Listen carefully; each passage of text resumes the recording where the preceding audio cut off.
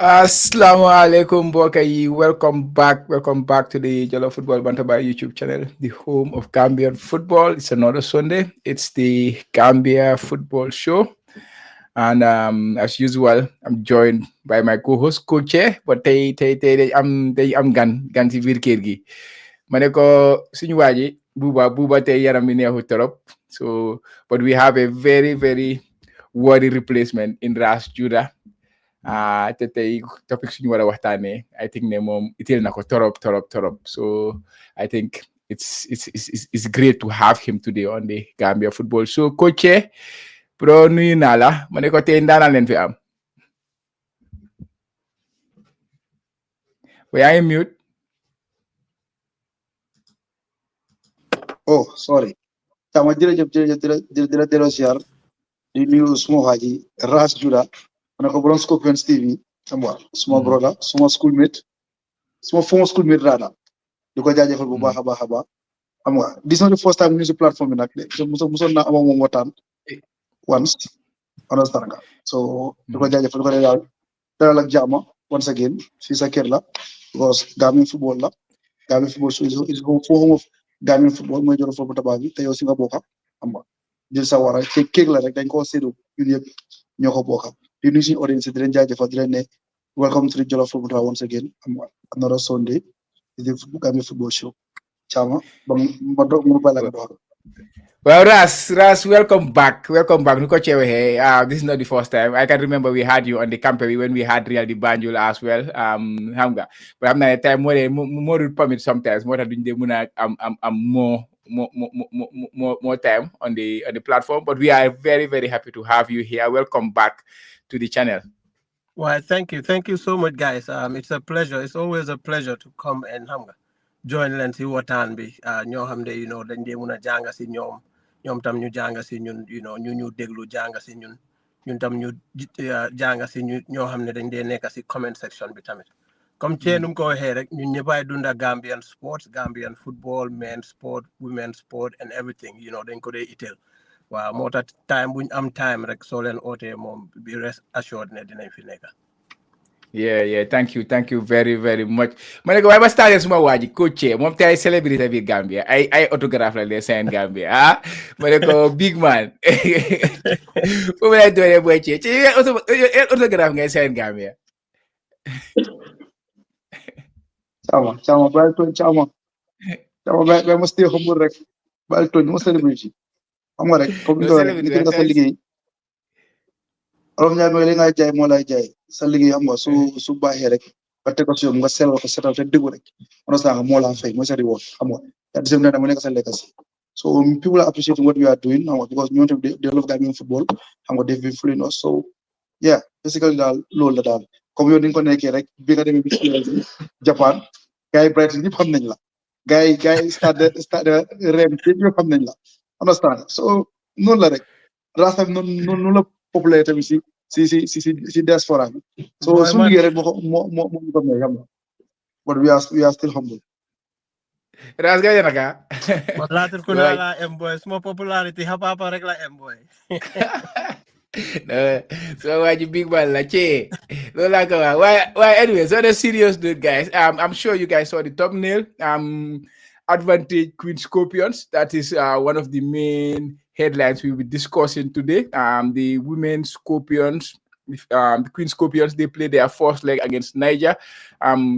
Fortunately, they came out victorious with a very, good score going into the second leg, which will be played tomorrow. So, then what about that game? And then also we preview the upcoming game, which will be played tomorrow. But as well, dinañ laal waxtaan si visiti FIFA members associate director bi Gelsin Fernandez ñu woon a visit Gambia a one day visit moom moo responsible for football development I think in Africa as far as FIFA is concerned moom mooy ka seen member state association director and then GFF League bi ñu seet nu fa demee because unfortunately gisu si waaye nekk fi space borom league bi ni konte nañ gën a mën a waxtaan si loolu tuuti but nonetheless nañ ko laal tuuti This weekend was a very fruitful weekend for Gambian foreign-based players. Kumani Adama Bojang, we all been waiting for him to score his first goal in with his as a professional. Lola Def Yanko Minte continue doing his thing. Alisson continue doing his thing. Alassana Jata and many other players continue doing their thing. So didn't known a little bit, but as we always do over the course of the midweek, we will have a midweek weekend recap of the Gambian foreign-based players like we always do. But if you started what time with our female team, female team they are currently playing the African Cup of Nations qualifiers for 2026 in Morocco, scheduled to play in Morocco. They played the first leg against Niger. They won that game 2-0. And now the second leg will be tomorrow. And if they win that, they progress into the next round. So Ras, I will start with you on this one. After watching the first game, what was your impression from the performance, and what was your overall impression of the women team preparation towards this qualifiers? Yeah. Well, Chama, I think it's always good. Let's start with the positives anyway. It's always good to fake any demga away, travel in Africa, gain for a victory. 3 points is always important. On top of that victory, gain for clean sheet, which is also very, very important because our previous games we had taken a lot of goals. And for this team and the back line and, Ami Gay from the defense, Rugi Juve, Bintu Cisse, Nyom Fatu Fati, and the entire Jara Felenele, and the entire team, so because clean sheet be do defense direct, the entire team. I think it was very incredible.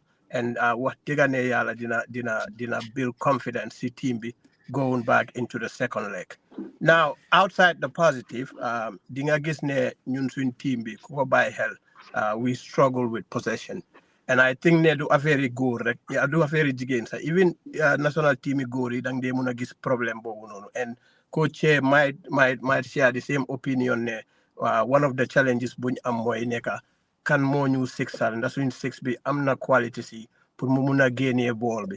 The defender bi su di in play the six bi can be like no buguñ 50-50 balls roll ko si suñ half bag yi ñom faatu ñom jaaray wala ñom rugi ubeku ñoom Bintu Cissé ubbeeku den suñ six boobu ñëw collect ñu égal because am nañ players yoo xam ne si kaw bi foofu ñu mel ni ñoom Fatou Kante yoo xam ne if we can possess and allow the opposing team to come deep into our half mun na leen a expose si kaw waaye problème bu ñu am caama si six bi daanaka ligue bi soo ko toppee da ngaa gis ne suñ traditional six yoo xam ne ñoo daan dominate ligue bi ba pare daan play si national team bi they are not having the best seasons. Kumelni Meta Sane is not having the best season. So Hole Fatu Jain Tamit Police, a good six, Amut good season. Why couldn't get a number? At Kure Scorpion get a number, Benga Gisne Real Scorpion same season, but this year is different from the past. Moy Kadi. Kadi Moneka 60 national team, she's got the height, she's very good with the ball, she's very comfortable with the ball. Why the Faganyo? The entire season been a game regular play.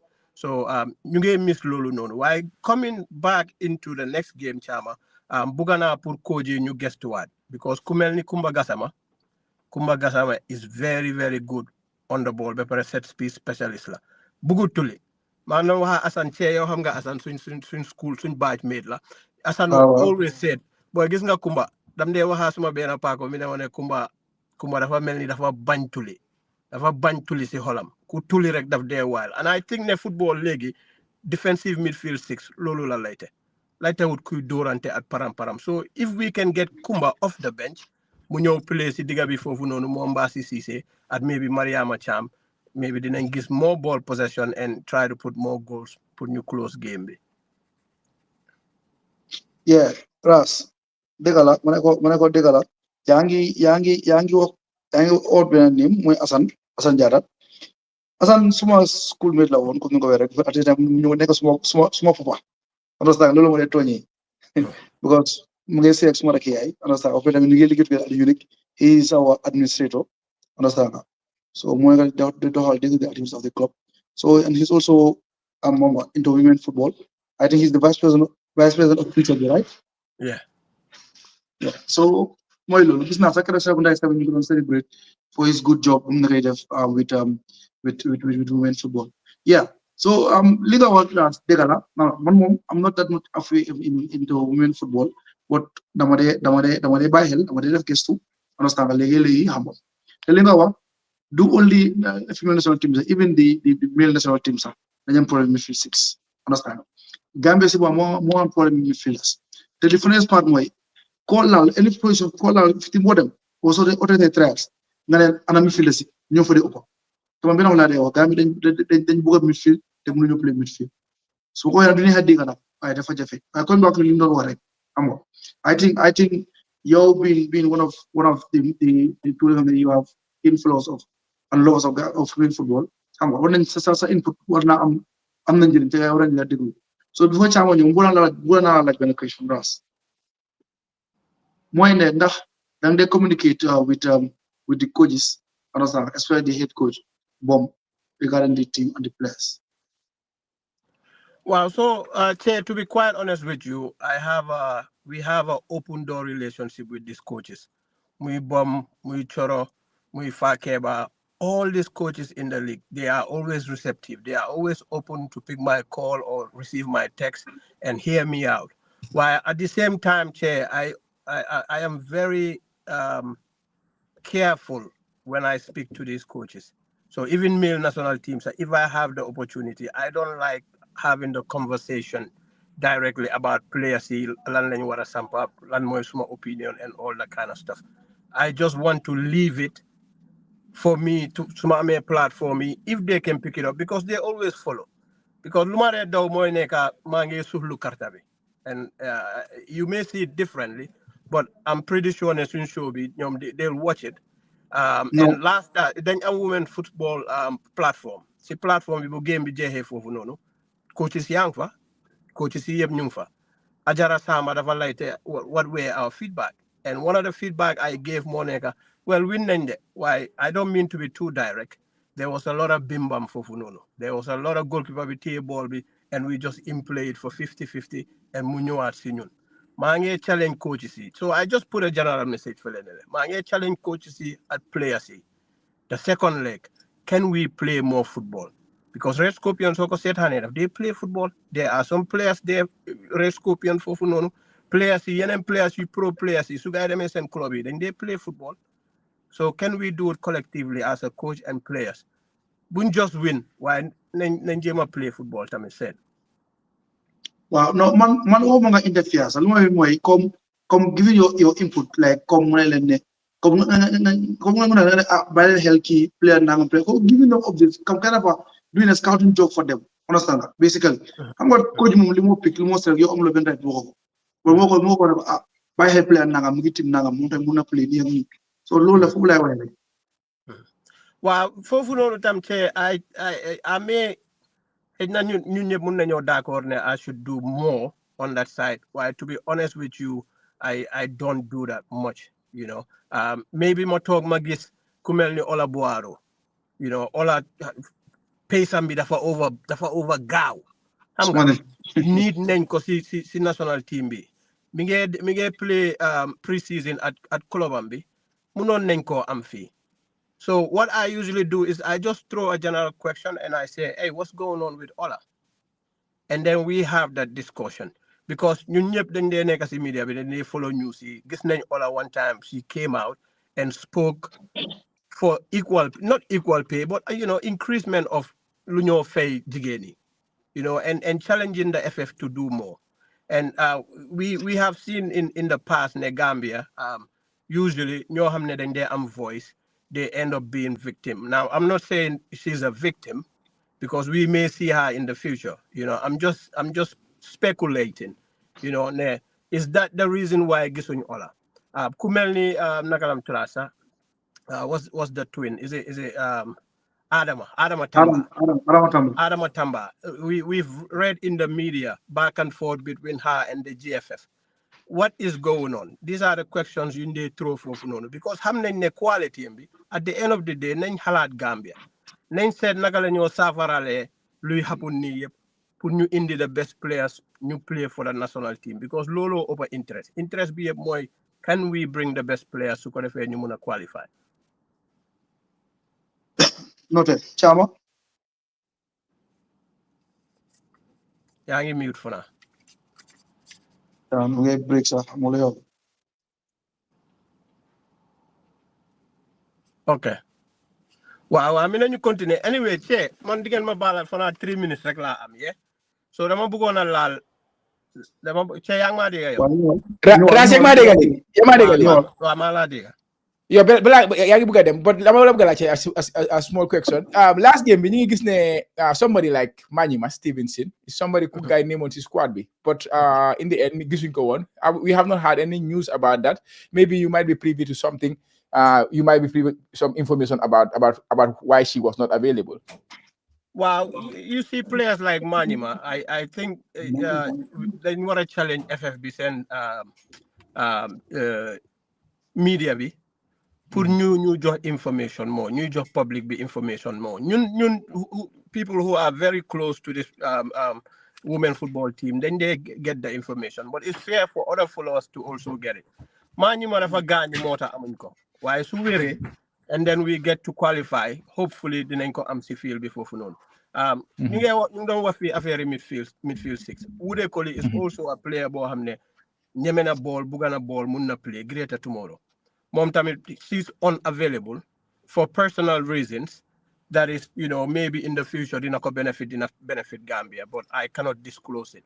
Why dina ba pour media bi GFF ñu xamal lii mooy daw. For example, conversations were going on si suñ platform bi ne women team bi ñu ngi Niger ba tey déema si guddi. Now, people like us, how would we know what's going on? How would we know the gang for better? I receive information the gang in Niger, but why didn't exit Senegal? Niger sent team be exiting in Senegal maybe a day or two before noon. So feed, every news is a good news, every news is a bad news. Just feed it out to the public so that they don't speculate. Last thing, Bala Daniel, I think the last thing I have is my list be more. Congratulations, Serekunda is Che Yang Don Asan Mungdon Dimbele. Serekunda is Women's National Nawetan team. Nyom win Women's National Nawetan championship bid the third year, 3. So congratulations to Serekunda is guiding door Combo Central, Beer Combo Central, si final bidema.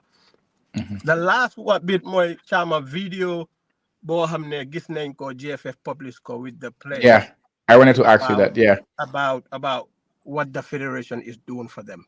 Congratulations to the federation. You are doing something that these players know that people like myself don't know. But we are also challenging the federation to step up their responsibilities, because I believe most of these things is their responsibilities. If I see them doing extra for women football, I will highlight it, or most likely ñoom si seen bopp sax dinañ ko post si seen platform. The extra bu may highlight mooy, can we get this national team pare nañ Niger ñu ngi Senegal? Can we get them in Senegal su ko defee ñu mun a recover, ñu mun a am good practices si field bu gaay war a play, and not wait until day before the game and we try to rush these players, because bu gaay di dem Niger sonoon nañ. Now imagine you are traveling the day before the game. Yal nañu Yàlla dimbale rek ñu mun a recover on time buñ am benn injuries su ko defee ñu pass this hurdle. Well, guys, I gotta go now. Hopefully next Sunday I'll have more time with you guys. Okay. And any other time, man. Thank you so much, guys. All right, thank you very much, Ras, for joining us today. Yeah, we will catch up later. Goodbye. All right, thank you. Thanks, man. Boy, jërëjëf waay. Thank you.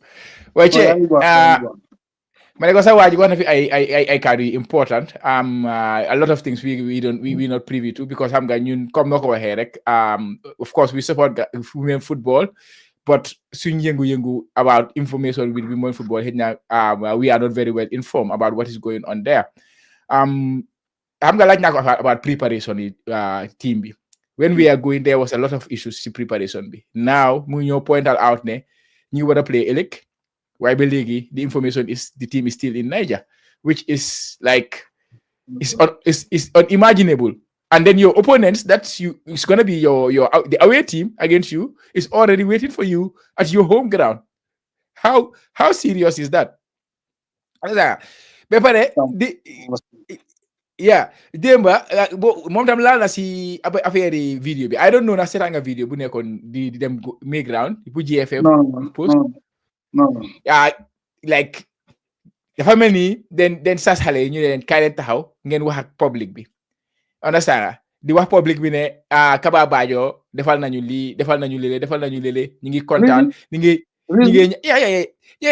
gaañu they are very happy they are thanking Mr. President for for always standing with them and things like that, and then they say criticism gars yi ngay ñaan nit yi bu ñu leen criticize dégg nga leen criticism yi already, and it's not like nobody is criticizing them. People are criticizing the people. Like ku gaay jël mu taxaw ci caméra bi taxaw di wax loolu noonu. She don't know what she was doing. Understand? Lu mu nekk di wax. It was scripted, kind of. It was kind of scripted. Xale yëpp taxaw ci gannaaw den gaay pare di wéyal ay Kaba Bajo di ko wéyal la waxal ni. Like suñ footballers yi like it was so foog nga suñ male national team yi ne leen teg ñu leen ne taxaw la ngeen waxal ngeen wax kay Kaba Bajo is a good man and lii ni GFF ñu ne defal a very good thing ba pare ngeen leen gaay wéyal.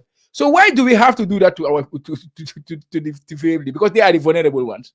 They are the vulnerable ones. You know, most of the players you play with Gambia, they see, because opportunity like I say as this, which was I posted that on the Jollof Football Bantaba, right? Blindly. I posted it blindly.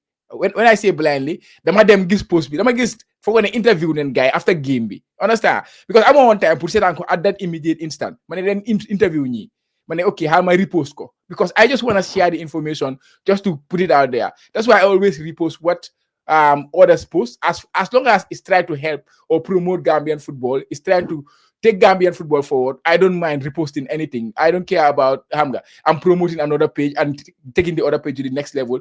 It's always about promoting Gambian football. That's why I do it. So I did that blindly, reposted it, and then another time I had time. Okay, let me listen to what they were saying. I listened to that. I deleted it immediately from my post because of that is not what it's supposed to be. It was absolutely wrong. I wish I didn't take look of force before I react to it, but it was absolutely yeah. But yo situation being blue neck at the unfold with the female team. They had an exceptional performance. That is what we should be talking about, right? The performance they had winning 2-0. That is what we should be focusing on the next game. But now we are talking about other things. Yo, what is your reaction? I'm not chama. So what is the league defuloko? Understand? So we know sako. Dande buga refetal. Defarat. Understand? Why we need one person was from. But criticism, the core accept, the core allow. But so when you criticize, you have to do the needful. Understand? Bull them go big joke. Nga buga joke. Lee wanna go 2 weeks ago. Preparation on the national team is very poor financially. All those things wouldn't go. Understand? Then again, nga ñëwaat defaat lii nii xam nga te xale yi comme noonu xale yi ay victime lañ Gambia laa gis lu fii players yi coaches yi especially local players yi ñu nekk ci ligue bi fii ak coaches yi fi nekk dañu dee jël job understand ñu def le mel ni dañu defal fiiwu nga yàgg na ko fay complet understand mais dañu defal fiiwu waaw da nga ko mun li nga bëgg a def soo mun a def nga abal ñu jox ko sa morom nga gis ne léegi bu waa yow nag dang dee bëgg a jaamu ñi la ko jox déedéet caama soo amutoon talent kenn du la jox kenn du la jël ñeneen place ñoo fi nekk ñeneen coach ñoo fi nekk ñu doon wax ñëpp ñoo jox la ko bëgg ne afam lu ngay gis yow gomal sa boppa da nga am principles am looy bañ ak looy nangu xale yi nag xale yi victime lañ ko ma koy rek man duma leen bilim nga ña lay bilim seen leaders yi understand parce que man tey man Cana Waaj man ñi ma xam ne xam nañ ko man suma team is my team understand am na yoo xam ne du ma ko tolerate du ma autre waaye ne ko fi gars yi xam nañ because anga ne ko ñoo dee souvent yëpp ay politicians lañ nekk understand ñoom de no place xam nañ naka la acté ak ñoom understand suma dressing room am na loo xam ne suma place du ma ko mos a nangu place in fact ñoom duñ def dara without my consent te moo tax I'm always there for them. So certain things, ko sax the concentration should be the game, the return leg. Understand? We should celebrate the players for winning away 2-0. We celebrate and you focus on the next game rather than doing politics. Well, this is politics. Why do you need that? wear kaba. Come on. So don't bad them, sir. I understand. So don't bad them. Cham, not understand. Then you get nyana kaba ba de tell bad day. Am duko nyana bad day ni agni. Jago jago biji japoli. But when I'm am many reason to wale or am many agenda. But all of a sudden, I think definitely doesn't make sense. But man, so I'm saying also like for one them share that video be. Muna mix assessment for judgment. Why it's fun? It's really funny. It's really fun. Yeah, it's funny. It's absolutely crazy. You should watch it. But I was so shocked. We spoke about it on the campus space last time, and Hamga, people were equally as shocked about that. But topic we bought on topics today. Monica, yesterday Mangi post something. See campus group. I'm sure you see it. It's about preparation again. Hamga. We know we have our upcoming on a 17 tournament that will be played in Morocco. Yesterday, I'm them across Twitter and I came across this Magis Swingbokai, Senegal.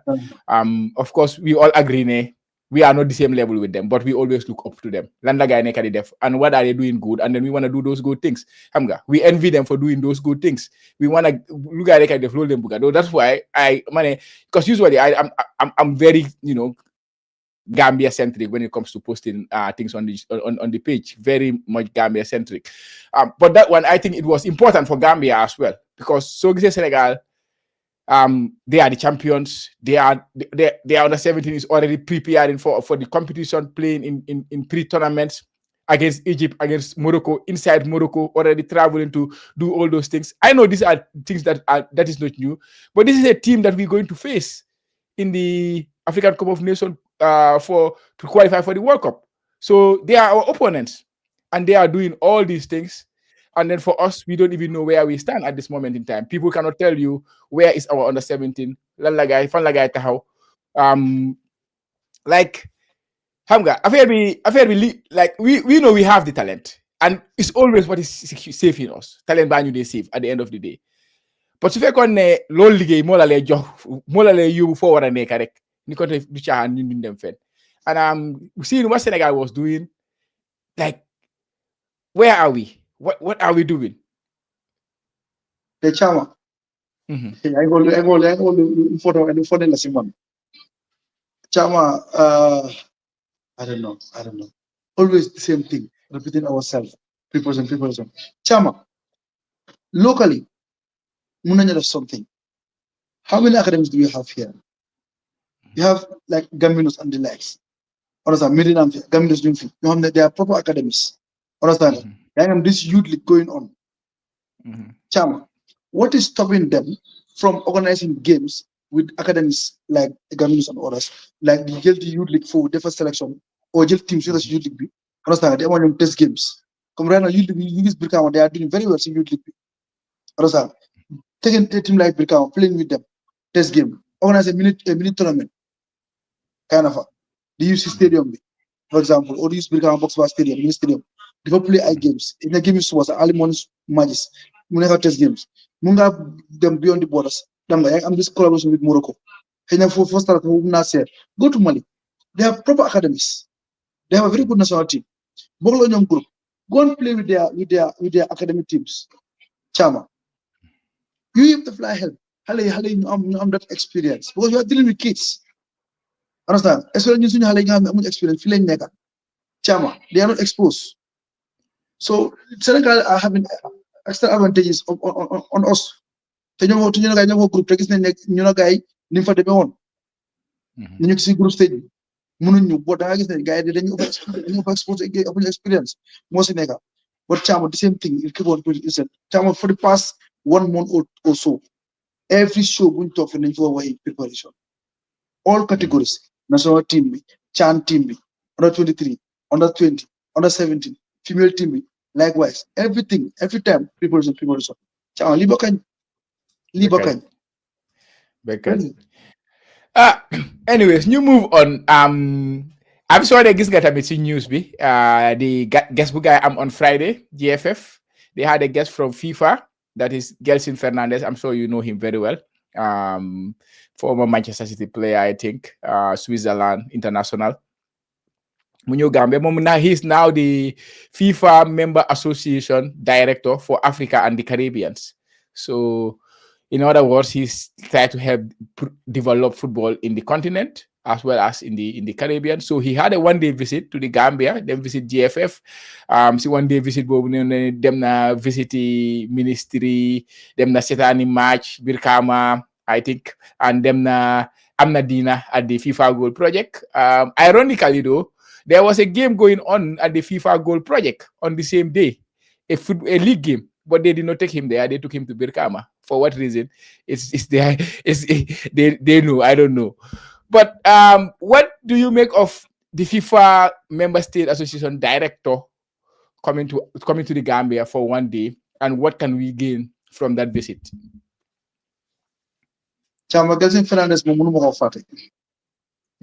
Parce que hard call on time mo play. Understand nga? Mayro be man sa dabi bu mo doxal Paul Scholes mo sa fate. Ak tamit 2010 World Cup bi Spain against Swiss first game bi mo Moscow and Spain. Bu Spain lose World Cup. World Cup. So I know the brother, understand from a far football. Yeah, gis na visit bi gis na ne GFF celebrate nañ ko, organize nañ dina xam nga. It was nice to see welcoming new guy welcoming seen guest. But it makes me wonder, okay, within this short period of time, if GFF can organize a gala, a dinner, kind of a gala, understand nga, ni ñi ñëw table nekk fa ñëw ku nekk ñëw bëggee Mumbai, understand nga. Yow yaa ngi am polling preparations pour sa youth teams nga ne amuloo xaalis. Yaa ngi preparations pour sa jigéen nga ne amuloo xaalis, pour sa cant nga ne amuloo xaalis, waaye am nga xaalis pour lu mu mun a waxee rek koy pour mun a teral sa gan. Kenn bañu nga teral sa gan, man nangu naa nga teral sa gan caama nangu naa de, understand, waaye not to that magnitude. Tu man suma xalaat laay wax nag, sama own opinion, bari gars sama own onion noonu man caama bañ may wax. Moo nañ ko def nga doxalee neneen nu utee noonu man pour man only GFF executive members, understand nga, ak some ak senior staff si mun nañu am dina somewhere, understand nga, ñu dem mit da am dina toog am sama ko nice, but ni ko ay defee anyway loolu ñoom la rek, but xaalis bu foo koy spend am na fenn fu mu joon pour people on safety bu ñëw wax ni right now amoon, but on the day it's GFF, so lu waay loolu sumu mun si dara, because they are a private institution, understand, kenn mënu si ñoom dara, waaw, so nañ muñ rek xam ne lii lañ yaa dogal ñu muñ, waaye tamit war nañoo seet seen taxawaay bu baax a baax. And I think him coming to the Gambia, understand nga, xam nga could be important, so the guy only got what is happening here, mu dem gis infrastructure yi nu mel, the poor state of our infrastructures and our playing fields tamit, xam nga, so the guy only ko si nekka ne moom tamit mun naa dem pour pressure to FIFA ne kat Gambia dem naa fa every angle from Banjul to Koyna ñëpp ñu ngi play football, they all love football, waaye problème ngay am mooy day am facilities, problème la ngay am, so suñu ne yokk gën a support gars yi sax gars yi gën a développé seen facilities yi loolu day gën a gën, so man daal xamu nag lu gars yi discuss ak foofu noonu, waaye yaakaar naa ne daal su dee am na njëriñ foofu moom dina fa war a am njëriñ, waaw, waaye daal doy na waar Gambia daal doy na waar. Well, Gambia doy na waar suma gars yi maa ngi jooy suma bët yi nekka du ma di gis foog ma dugal suma ay drop bi, but ñu dem yeah, man kay lu ma si jaaxal, it was a very short one, just one day, mu war a visit yooyu noonu yëpp, ana nu ma la ko waxee rek, gars yi bàyyi FIFA Goal Project bi gars yi yóbbu ko Birkama pour mu seetaan game foofu noonu, te simultaneously there was a game going on both pitches. The FIFA Goal Project is actually a FIFA funded project, so for now it was more befitting gars yi yóbbu ko si FIFA Goal Project bi match bu fa nekka di daw mu gis FIFA Goal Project bi lu fa nekka, ndax du loolu moo gën a correct de foofu mun ko fa yóbbu lu tax di ko fa yóbbu caama yow xam nga man xam naa bul ma dugal caama non waaye ñoom loolu la gars yi moom de, so loolu la de daal, but nonetheless gars yi ko Birkama daal, so I hope ne visitam bi could be like dina am significance si Gambian football. I doubt it. Si space bi I have had some opinions, for example from Omar, xam nga Omar dégg naa opinion am, and Omar Jaju, I think he even approached a guy, put a guy, and there can be an interview because the Sports Journalists Association to try get an interview with them. But according to Lou Omarwa, about the communication director of Lerne, no, it's too short. Maybe at the airport, a short something like that. So Lou Monica direct affair we do neka. So it is very sad. Like Senegal, we all know ne kokuno du ñu bi Senegal be gëna fofu ne tek ci laccé wuñ ko dara. But I hope his visit can bring positive change to Gambian football. But I don't know in what sense. But why ñu jala ñu dem ci GFF League bi. This weekend, mané ko suñu waji nekk fi nak space dina dimeti de. Have you been following the action this weekend? First division, second division. Man maa si liggéey man fu ma fulla fay ko man tam maa ngi am team so lu mu si dee metti no waaw ma ne ko kon boobu ñu jaala league bi tey because of mënuñu am space mun na ñëw tuddi second division bi wow how is the second division going because you are engaged in it so just give us a briefing on the second division.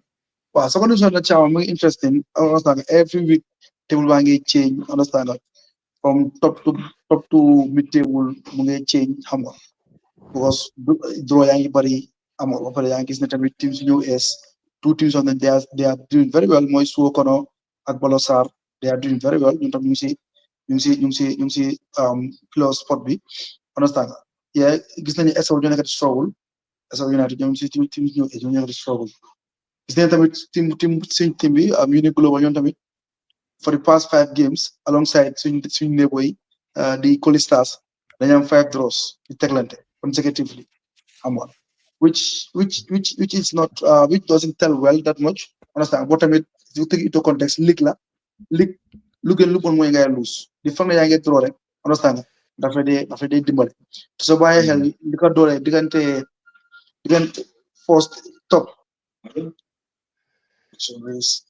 kii lu ma wax dama ki after na ñëw si correction am diggante ñu top table muy elite amu Medina ñoom ñu top table bi ak seen diggante but ak team bu nekk ak 13 or 14 position is just 10 points between 10 points so mu la league bi is still young is very very young team mu nekk ku nekk 14 sax mun na end up or 15 mun na winning the league because 10 points moom si league boo xam ne des na almost 20 let's say 26 games jaama or 25 games mu ne loolu lu si xëj bari na no 26 games moo des so league is still young what is interesting comme no as always first division da mun naa sa wax tuuti rek mooy gis nañ ne changes yu bari mu ngi am diggante for the past 3 weeks so bàyyi xel BST Galaxy fu ñu nekkoon téye teams mag yi Fortune leen di bañ teglante leen ak gaaf dóor leen jëf ne fi nekk BST moom fi nekk moom théâtre contenders all of a sudden nga amee massive fall xam nga mu jaaxal ñu bari ñu waay xam nga gis ne Real tamit ak Fortune tamit ñoom tamit still now ñu ngi def nii ñu ngi win ñu gis tamit Hearts from nowhere noonu ñoom ñu mën si biir mix bi sax bu dañ jékki-jékki rek push bu deeku understand te ñoom seen secret I think is very important mooy the most difficult part in football the most important part in football that's what they are making business of mooy scoring goals they are scoring goals for fun you understand su ma jumul seen last 5 games also or 4 they are averaging 2 goals per game you understand which in Gambian football at any level Gambian football if you average 2 goals per game understand without reply chama you end up winning any competition that you play in the league especially scoring 2 goals per game so look at it is young in the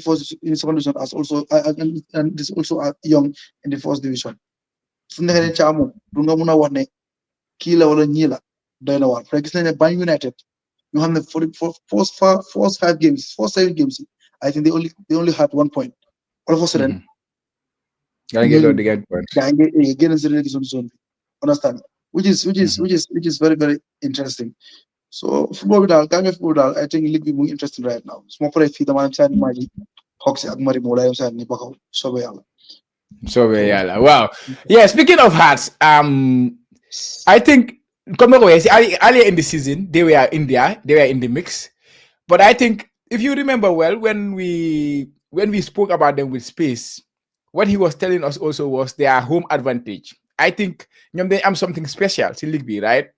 They have that like a whole community home advantage. But every team has to travel to you see Jara Soma, right? For like I said, everybody has to travel there to play them. So they were winning their games, home games, left, right, and center. But then recently, they have started getting points away from Jara Soma. So they are going away to BST Galaxy. They are, I think their last 2 away games, yep, then a win. So I think Lolo is a big change for Hearts. They have goal scorers as well. That Fansu who scored that first hat trick in the league. I think he is also training with the Chan team. He's having a very good season.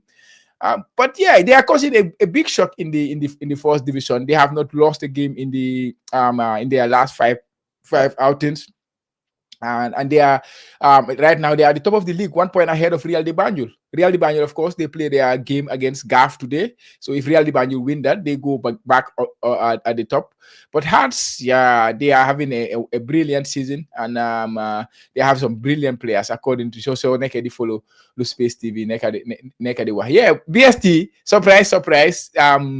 They beat the big boys, they beat the big teams. You haven't compete to League B. But now they are struggling. They have not won in their last 3 games. They lost the last 3 games that they have played in. Fortune as well. Nyomtamit Gangi over Shaky from Nekani. Gangi lost their last 3 games, but they also have a game to play this weekend. Yeah. Ñu jala ñu dem si foreign based players yi. Te bëgg naa ñu laal si foreign based players yi tuuti. Usually dañ ko bëgg avoid, but te bëgg naa ñu laal ko because Demba, I think the whole Gambia was really, really happy. Buñ gisee Adama Bojang mu score his first professional goal. And then within 5 minutes later, mu add the second, which was, I was happy for the kid. I was happy for him. But also, as Gambia generally, we all know where we place the footballer. We all know where we place Adama Bojang. We see him as something big. So to see him get his professional career in terms of goals up and running, I think it was a massive thing. It's something I've been talking about mostly on the weekend recap. Adama Bojang, he should be patient. And then even there was a time I made a post. Adama Bojang played a whole 90-minute game, and then I think they had a red card on that day, but the coach did not replace him, and he was starting regularly, even though he was not scoring goals. He was starting regularly, and then people started on the comments and say Adama Bojang is not a defender. Like a lot of, I would not say it's a negative comment, but he is not scoring goals. That was their concern. Adama Bojang is not scoring goals as a striker. He's a striker. He should be scoring goals. So it must have been very difficult because he's one of the players who left Gambia quite like earlier than most of the other players out there right now, the younger ones, especially on the under 20 team. And he was the striker. He was the main guy in that team. So to see him not score a goal for a whole year as a professional, I mean at senior level, because of course he scored for the youth team of Stade de Reims. He even scored a friendly game against for Grasshoppers. But to score a competitive goal this weekend was the first time since he became a professional. What is your reaction to that one thing? But also, like how important is confidence for a footballer, especially a striker? What is your take on that? Chama comme ni ko rek man mi sama bo dama happy because dama jigi am alat because xam nga ñun mom place yep dañ def start, so anything that is happening ñu ne ko dañ have information ñu starté suñu duggé suñu score. I was so happy, understand that. But Chama man dama believe ne Adama Bojang benn problème la am pour man suma la biara moy physicality. Understand that. Because he's a striker, but to me he's still too thin. Because football league dafa weesu nga am technical attributes, understand that. Am the technical attributes, physical attributes dafa important, especially in Europe. Give me the fact that team CF Leagues and different they engage difference in the 6'9" am lañ. Very young am team am different on the list less than 6 foot. So then they have 6'1", 6'2", but 6'4" defenders. Physical and strong and fast. So he's not that pacey, and also that strength, physical strength in him.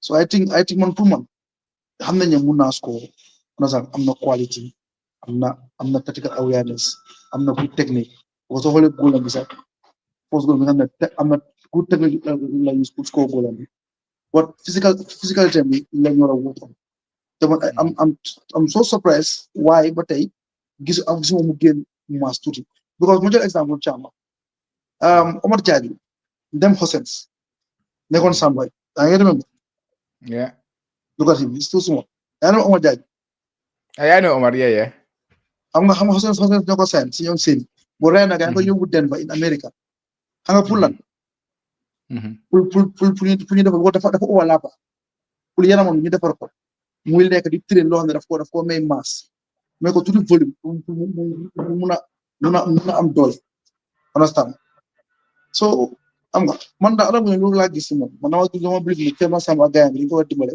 understand ko ko personal trainer boo xam ne xamu na dañu mën a yaramam ba bañ bu am na si yaram di nangu am na naturel doon si yaram di nangu waaye war nañ koo dimbale daal mu gën a work on his physicality daal man daal loolu laa mën a waaye we are so happy understand ne score na because ñun lañ bëgg a gis Thiam ñun soo ñu soo suñu boppa di rey suñu time si fii di def lu nekk pour gagner football lii mooy suñu ndam xale yi di score di def ndam def jool si diggi tubaab bi ñëpp di leen ñu def si headlines yi Gambia national team tamit di def well di progress di compete di win ay trophies ñun loolu muy tax a jóg du leneen loolu mooy suñu fay amul leneen loolu liñ see génn indi toon nothing xam nga so yeah it's good to see him scoring goals yeah definitely and the thing is it was something that, to be honest, as a footballer, it gets into your head, right?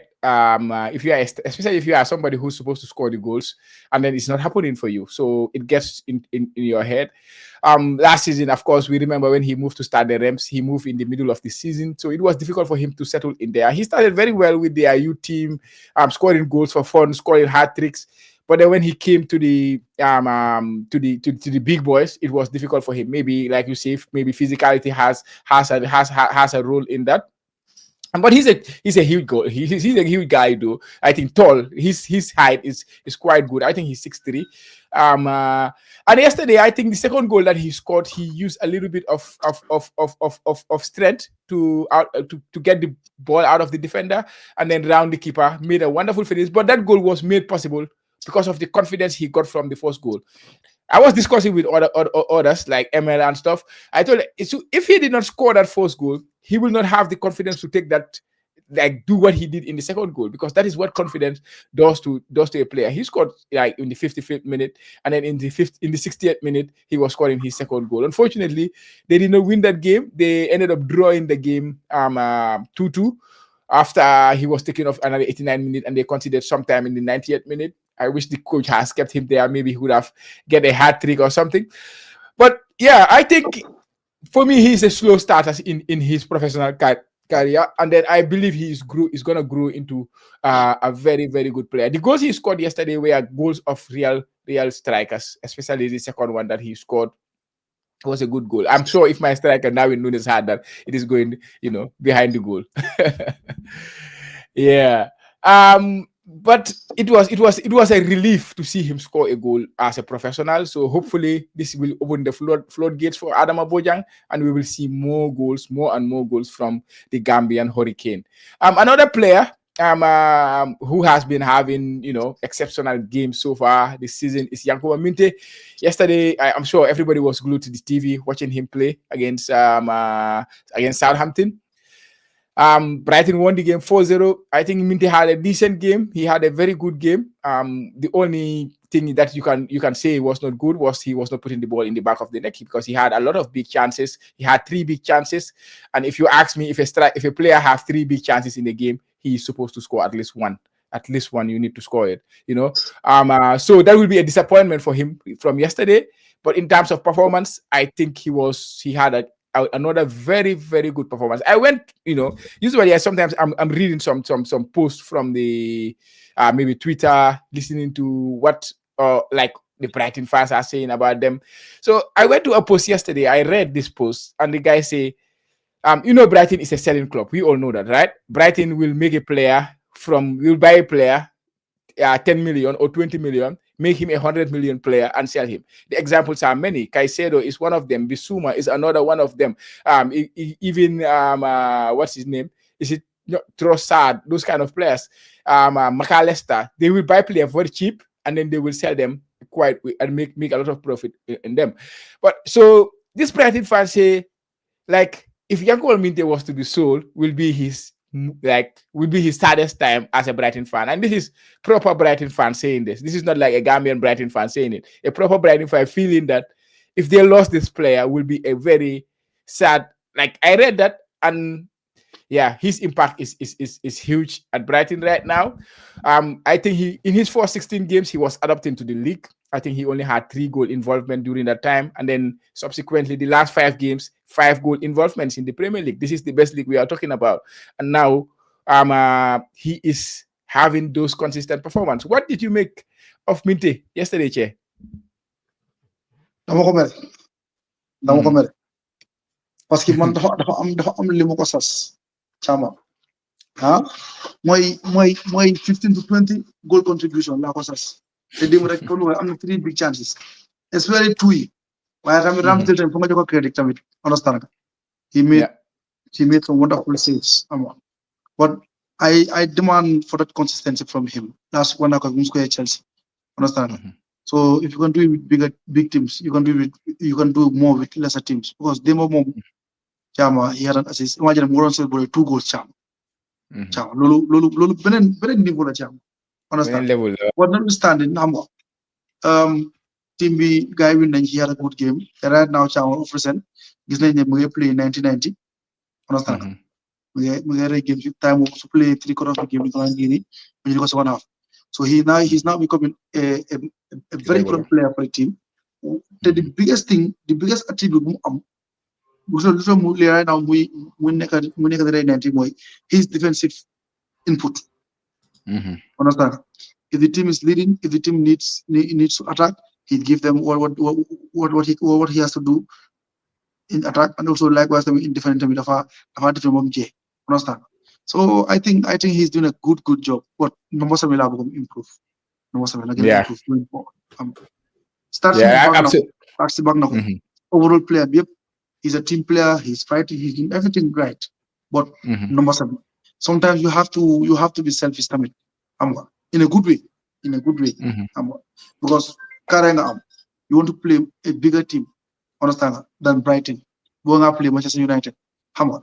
Because more profile of ñun lu leen soxla ñun man place United soxla they ko muté moko am because Chama to be honest dam lay gis Amad Diallo ci mom that aggressiveness that willingness to fight to give his all understand ñun dañ nit lolu football is mo need right now so yako muté Chama don du changi luma ko su ko amé 15 to 20 goal involvement su ko amé this scene don't surprise you go gis next scene to a bigger team defending mala walite.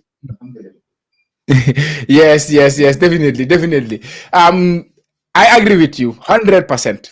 I think loolu laa nekkoon di waxtaan sax like these are the opportunities for you to up your numbers. You are doing very well when it comes to playing against the bigger teams. But yesterday against Southampton seen defense was fa mel ni indi da nga ñëw rek romba seen defense fa mel ni indi. So these are the games you have to take advantage. Lantino. Baru, comme Lantinora. No, it was I'm not block. I'm not plus. No, to be honest, yesterday they were so poor defensively. So this was a good opportunity. He had some good opportunities, but he was frustrated though, which is a good thing. You know, when a player is missing chances and he's frustrated, and then he will get another chance in return. If like you get frustrated and your head is down and you are not in the game anymore, that is a problem. But if you are frustrated and then you go and get another chance, is a good thing. And he will learn. He's still young, 20 years old, right? So there is still time for him to improve in this league. And surely he will improve. We all know he will improve in the league. Maybe he will start banging them goals more regularly. And against the smaller teams, against the lesser teams, you know, sometimes you don't want to call them small teams, but against the lesser teams, a little bit more. And another player, Kuneka, in the form of his life is this guy, Ali Sow. Ali Sow is flying. 5 games, last 5 consecutive games he plays in League B, he plus score. So 6 goals in his last 5 games. He's now have 12 goals or 13 goals in the Turkish league. I think that is his record in the Turkish league. Like, he is scoring for fun. Yesterday they had an interesting game. They were losing 2-0 early on, and then they ended up winning that game 3-2. He scored the equalizer around the 88th minute, and then they ended up scoring a winner late on. Ali. There's something I've been saying about Ali, right, Che? Moneka, Gambia didn't go there catch Funeke in his form. He has these spells where he is in exceptional form. Understand? But in the past, we know what used to happen. Like they Tomla, maybe I'm not issue with Ali Neko di ñëw si team bi, and then recently he was not in the top form that we want to see, but he was coming more regularly. But fu Ali nekkee si dooleem ba pare Gambia war a play ñu isi ko loolu is not regular. So I know he gets a lot of critics for Gambia because of their missed chances. Score Gambia goals yu bari. But I think the form he is in right now, with the international break, of course, coming in March, I think he could be crucial, and it could be important for him and Gambia going forward. What is happening with Ali? Chama, Ali, been a problem, Chama. Every striker needs that. So I'm telling you, I'm problem. Moi being the main man. Understand? Gambia. Give you a main striker, Jokona, you are main man, the Asan Sisi. So this Asan dance square Gambia because he was the main man. Everyone knows the Asan Moy start. No matter what Asan Moy start. The other striker, you need that. Yeah. You have the confidence of your coach. Could you have the main man? You build the team around you, or you're gonna get the focal point of the team, being the striker. But Chama, Ali. Nyara games that Ali play 90 minutes consecutively. Nyara games that Ali start consecutively. All those things that come content. Ali's in and out of the team. And that will help us strike. We need to play in football. We are coaches. Understand? Because you need that understanding. And as I say, for example, as I say, who more like about Akini, Akbek, Lamin Jalo, Bugay Guinness team. Sila Asan am problem bi because ñooñu Asan is a box striker. ñooñu they always play forward, they always deliver crosses. Xoolal Asan goal si bëri ñu score si ñooñu la jóge. Understand? So Ali Sow loolu mooy main problème am Gambia national team bi. Cër bu moom bi mu deserve. Understand? Te for the past 3-4 years he's our best striker. So whole goal si mu score si club he's our best striker.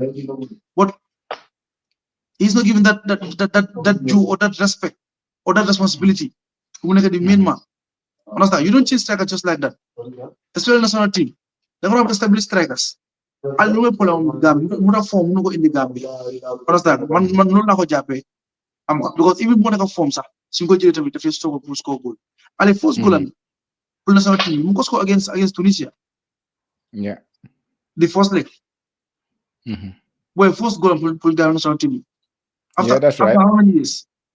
This current team did play. Gambia current team right now. Ali mu njëkk am ñëpp kap mu fa jiitu ñëpp. ñëpp la njëkk a play. Man sana Ali mu play national team fi sana. Abu gay dem Gabon. Maa ngi di ko Ali, I think he made his debut in August 10, 2011. I stand to be corrected. But August 10, 2011, sana Ali make debut in national team. Du tey. So we get to goal. First goal, because of score against Tunisia, secondly first leg. So Lola, coming back to form Mumneka, I think Ali's just been Ali because the model was see Polambuki this kid, the Hurricane, Adam Boyan. Understand? The opposite of Ali.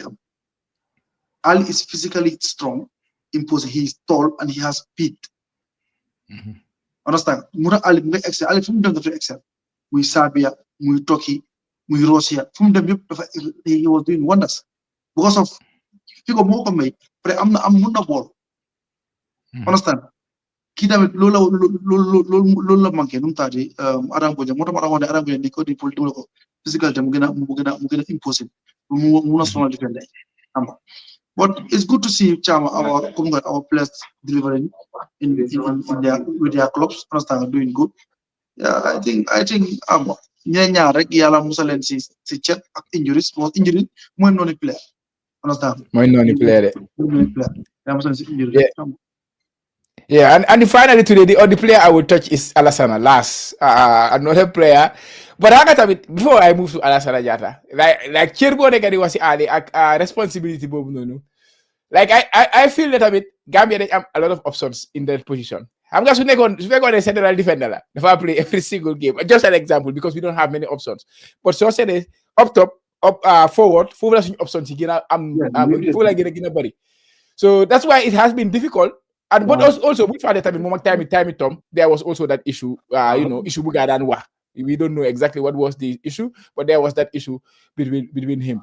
And then Coach Bitan Bubum Nyewe, John Nakot, a little bit of responsibility because the responsibility Bum Jo Ali, Tom Musuko Kojo. But still, people are a little bit critical about it because of hitting goals in the continue. But Lowa is absolutely right. Striker, if you want to get the best out of a striker, you have to trust him, give him the minutes you guys saw, then mumuna them. So yeah, you get what about Alassane. Yes? Man tey su ma Jonathan dama call Ali ma ne ko Ali mooy war naam ma ne ko man yaay sama benn striker every game di nga start su dee yaa ngi fit su dee yaa ngi form di nga start understand mun naa laa may 60 minutes ba 70 minutes maximum understand then mun naa laa génne waaye this is your time 60 minutes but 70 minutes most of the time. Whatever you have to do, try and do it in that time. Understand? Because I'm not last they are knocking the door. Nyom apply say knocking the door. Okay? Mo put agyo. Alhamdulillah first choice like. So mentally he's ready. How much dafa important bala nga come na xamne yow li nga fa fekk. Bul la dogo am dynamo ndax man la odu man because mentally yow do pare. Nga call last. Okay, last ak Ablaye Diallo ak non sa kii Ablaye Sy ok yéen ñaar separate convention la mi nak separate convention ne yéen ñaar yéenay suma yéenay reserve Ali mooy main man understand Ali na play 1 hour minimum na play 1 hour every game understand so you guys should be ready understand pour suñu oy yéen ko backup am muy yola o muy last o muy Ablaye understand so automatically ñoom seen boppa dañoo prepare very well xam ne ñoom second half am nañ chance duga understand immediately half time rek ñoom dañoo xam ne ñoom dañoo prepare ñoom ñoo duga si pour ñu make difference man suma xalaat ko man su dee man noonu lay because Saleh sax noonu la coach United 99 understand working ay 12 yok ak Andy Cole ñooy startan Solskjaer ak kii ak Serigne xam nañu ñoom ñooy replacement second half they know so bu doon saa yu ay duggee rek ñu ngi ay super sub because mentally psychologically they are ready ñoom dañ pare pour make difference so comme Thierry noonu la meloon tamit Manchester léegi xam na ne mooy ñëw second half so dafa important place di xam seen position xam fu ñu toll nga gis ne dañ xam ñoom lan la ngay war a def dafa important Cham. Yeah. That is one approach to go with. But like I think you have generalized the point that Ali has been the most consistent, but it has been periods like this kind of period that he's showing right now. It does not come like every single time in national team. So sometimes it's very difficult to bit nga am player bo xamantene neku dina ko jox time boy ñew coach bi bu mo ñew tamit lu mu fekk fofu la mo duggé geew. Voilà ça. And the young time how good Abdoulaye Cissé was doing during that period. Voilà ça. After them Abdoulaye Cissé chance. Started first game, second game it was Ali. And then third game we start Abdoulaye Cissé. What happened? The kids scored a goal. So it also gives the coach the like okay, Kiyang Majo. Because at the end of the day, can cement position. But Ali never cemented that position. But I understand why, like you say, the Muslim coach that responsibility for Muneka, the main striker. But again, he is now in the form of his life. I don't know what the coach is thinking about when it comes to the national team. because right now we have to think about the future. And of course, Ali can be part of the Gambian future. He's been there. He can still be there. But I don't know, in terms of thinking about the future, what the coach, where is the limit for the coach? Like, what? Okay. Yeah. Yeah, What is this box? for more for me. Chairman, under Jonathan, young players, because two players, no get perform under Jonathan. Understand? Young players. Young women, they act Musabaro. Why young people Musabaro? Well, yes, we're expert. The responsibility. No, they have the main man. Understand? Because Jonathan Munta take young people. Hamna, don't cause. When we play Brighton, Musabaro most talisman right now. Understand? Ñom ñaar xam nañ ne ñom ñaar they are the key players of the team. Ñom they know. Mu ñom su ñëw dañuy xam lu fa xam nañ ñom by force dañoo start. Ñom only a miracle mooy tax ñu togal gaay. But as far as they are fit, they are going to start. They are going to play. Understand? So they have that confidence in them. So mu ñom tam dañoo ñëw di excel. Understand? Jamono mu ngi réel ci team bi right now. And he was one of our best players. Mu mu réel because of léegi li fi nam amatul garantie ne moom bi c'est regular comme time kii sax Tom he knew that he was a regular léegi nakatul regular xam na loolu so moo tax mu ngi am this performance sur national team so loolu laa pour Ali mu am ko xoolal Steck bu mu ñëwee regular bu mu just ñëwee national team first game sami after he was shaky goal ko Lamin Jaaju. But look at him now. Like established number one guy, number one. Like if I play with confidence. So players need that. No, no fee. Understand? Then that's why I feel it to that opportunity. I 3 games with talent, and you get allowed. Then from there, could be change. When you are seeing very early, so see the future. Sorry, the future also. Chama, go to America. Chama, go to Mexico. Paraguay, Chile, send players we are going to play for league. It's not about the age. Cristiano Ronaldo is 40 years old, and he still leads the Portuguese national team. He's their main man. It's not about the age. Look at Mohamed Salah. We're gonna make the numbers. We're gonna physical number. It's all about performance. So like 100 years, as far as you are performing, it doesn't matter. For the future. ñoo war a breakthrough ñoo war a wane seen boone kii kat ñoo koy fóole jëlee waaye su fekkee amuñ ko fóole jëlee te moom mi ngi stand ne moom moo fa nekk ba léegi te mu ngi ko wone càmm what's the problem man góoma si loolu ne war a may xale yi chance xale kenn du ko may chance man góoma loolu man góoma ne xale ko may chance xala laa ko xale dafa war a prove boppam dafa war a aan place am waaye bu soo xale la kii mag la rek kii xale rek ala pousse ma gën a ma do fa xale bi orienté wu pour loolu man góoma loolu No, of course, he still have the future in the national team. Like I say, I'm just saying, I don't know what the coach is thinking about because of we all know we are playing for a World Cup qualifiers, which more than likely that we are not going to it. We are not going to qualify. So how is the coach going to use that period to think about, the long term that have co-use? So that's why I'm just saying what his scope about the future is. Maybe the coach can answer that. Man, I cannot answer that, but I'm just saying it's something that he might be thinking about. So, but again, like I say, Ali is still part of the future. He's not that old, right? He's not that old. He's playing at the peak of his game right now. So he should future. I expect him to lead the line. Actually, right now he's the most informed. Mohamed Alassane Jatta guy wa. It could be like Alassane Jatta, like in terms of Fumtek Alassane Jatta.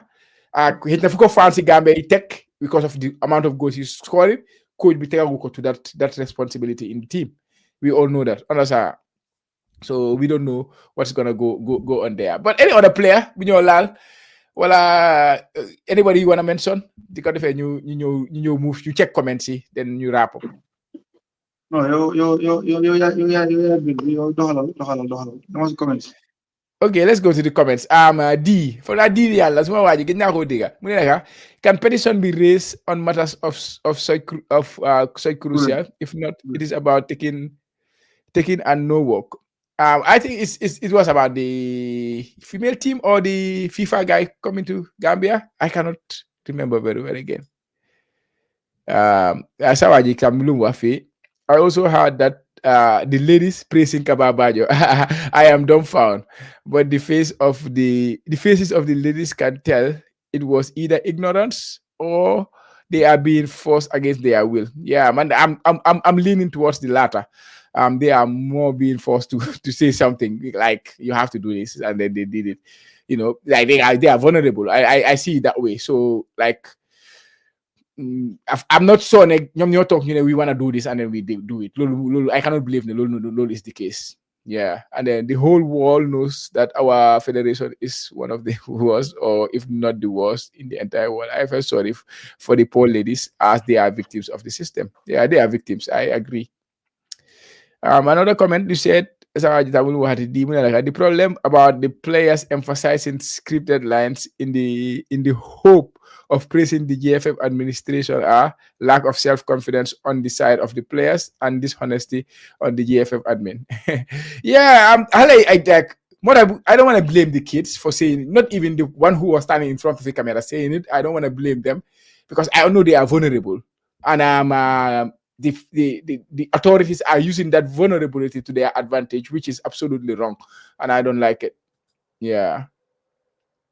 Bax Blue tabit for na dugana de naga in the capacity, in what capacity? I mean, with WTH, players campaigning for a GAF president, GFF president. I have given up. I have given up. Okay, I think those are some of the comments in the under 17 training. Is the under 17 training? We don't know. Che, any information on the under 17 training? You don't know, huh? Yeah, I don't know, but I know Senegal are playing competition in Morocco, winning competition, pre-tournament competition to prepare themselves for the under 17. That's what they are doing. The serious countries are doing that. Yeah, che. It was a short one. I will not say because we usually have a longer show. So today it was cut short, but I think it was a good one. Any final words, audience?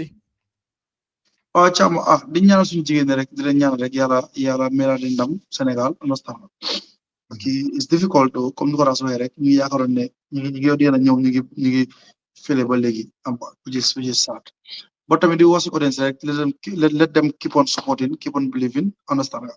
Yeah, nañu gaay gën a support rek di like di share di subscribe xam nga dafa important trop. Am na ñoo xam ne dañuy seetaan duñu def benn réaction duñu like duñu subscribe xam nga te boo ngeen subscribe. We have music platforms yep, YouTube, Facebook, Instagram, Twitter, ak tamit TikTok. So xam nga keep on supporting xam nga ñu ngi jox ay content. Waaye tamit fàtte ma leen de caam fàtte ma leen ba tey si personnalisation liggéey ba tey sama vidéo maa ngi jël information maa ngi liggéey bu ma jig di rek ñu pël wala loo xam ne dama ñi dañoo ñu dama bëgg loo xam ne dafa tegu si table bi lépp mu leer loolu laa boobu moo tax maa ngi investigate guys, let's wait. Hopefully that one will be out soon. Yeah, but come ko ci waxee guys ñam na video si wéri ko bi sa chama mu na ko defa guys yaa ngi ci affaire bi de yow liggéeyal rek soo paree rek ñu dugal def ko inshallah. Yeah, I don't go ahead. I thank you guys for joining us. There are few joining us all this long on the show. So if you are on the live, guys, please don't forget to just give us a like on any platform that you are watching it. If it is Instagram, if it is Facebook, or if it is on YouTube. Yeah, and as usual, over the course of the midweek, we will bring more content on the Jollof Football Bantaba platform. And yeah, we are working on things as well, like Jesse. So hopefully, come in the future, we will bring more content on the Jollof Football Bantaba for you guys. Thank you for joining us, and have a good day. We will catch you guys on the next Gambia football show next Sunday, inshallah. Che, yo neka si jama degone. Peace.